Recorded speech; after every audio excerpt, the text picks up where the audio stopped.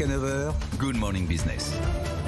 Et à 7h20, on parle des pays émergents, on parle des BRICS avec vous, Guillaume Tresca, stratégiste marché émergent chez Generali Investment. On l'a dit tout à l'heure, la bourse russe ne rouvrira pas a priori avant le 9 mars, même peut-être plus tard. C'est une situation inédite pour ces BRICS.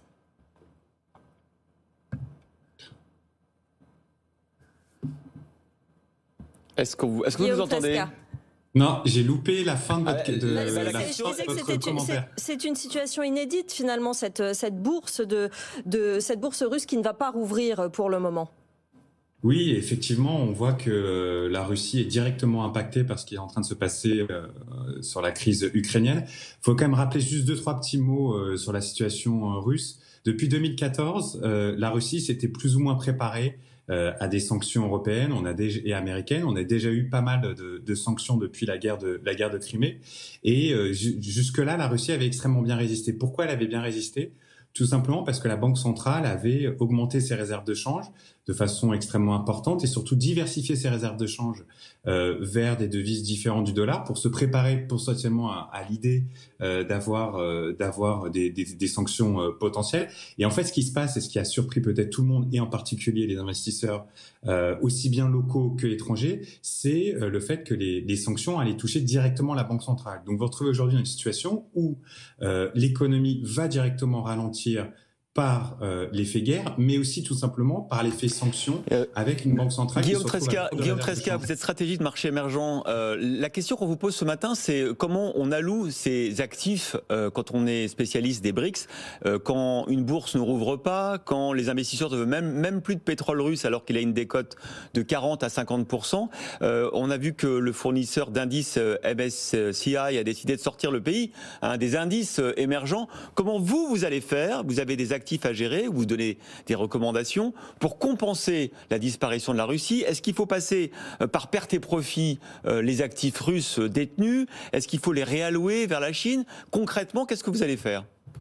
Alors déjà, la première chose, c'est que peu d'investisseurs étaient investis en Russie parce qu'il y avait un risque de sanction. Donc les positions globales et nos positions globales étaient même nulles en Russie. C'était un pays qu'on ne touchait pas. Et si vous prenez en compte tout ce qu'on appelle les critères ESG, la Russie ne rentrait pas très bien dans ces critères-là, si on peut dire. Donc les positions sur la Russie étaient nulles de notre côté. Après, pour les investisseurs qui étaient déjà placés, oui, effectivement, il y a un problème, c'est que vu la fermeture qu'il y a eu extrêmement rapidement, vous êtes obligé de certaines façons de passer par perte et profit, si vous voulez, cette fermeture, puisque vous pouvez même plus déplacer vos capitaux aujourd'hui. Donc ce que vous allez faire, c'est essayer de vous recentrer vers des pays, on va dire, plus sûrs. Alors déjà, la première chose, c'est réduire votre exposition émergente complètement, de réduire cette position émergente pour aller peut-être plus sur des pays développés. Et puis après, au sein des pays émergents, si vous voulez garder une exposition émergente, c'est de se dire, qu'est-ce qui va être impacté ? Les prix du pétrole vont continuer à monter, les prix des commodities, comme on dit, vont continuer à monter. Donc, se rabattre peut-être sur les pays du Moyen-Orient qui ont assez bien résisté.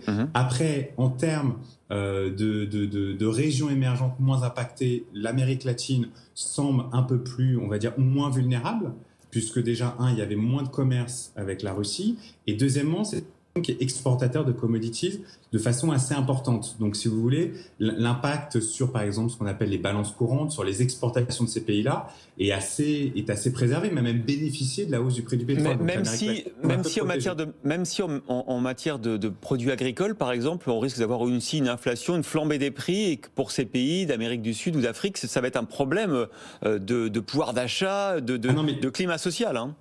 Tout à fait. De toute façon, il y a un vecteur qui va être extrêmement important, c'est l'inflation. Et que vous soyez un pays développé ou un pays émergent, personne ne sortira indemne de la hausse des prix du pétrole. Vous étiez en plus dans une situation où l'inflation avait accéléré encore plus tôt dans les pays émergents que dans les pays développés, avec des banques centrales qui avaient resserré leur politique monétaire de façon extrêmement importante, bien avant la BCE, bien avant la Fed. Donc l'impact inflation il va être extrêmement fort.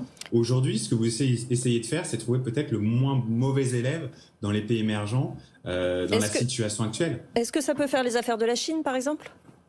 Alors, pas tant que ça. Si vous regardez un peu les exportations-importations avec la Russie, la Chine, effectivement, n'est pas perçue comme un pays très lié à la Russie, peu vulnérable, on va dire, en impact direct. C'était en termes de pourcentage d'exportation chinoise vers la Chine, vers la Russie, pardon, c'était 2-3%. Donc c'est vraiment pas grand-chose, donc c'est tout à fait absorbable. Justement, Guillaume Tresca, ça veut dire que pour les investisseurs que vous êtes, que vous représentez, la Chine était un peu blacklistée dans les derniers mois, si je puis dire.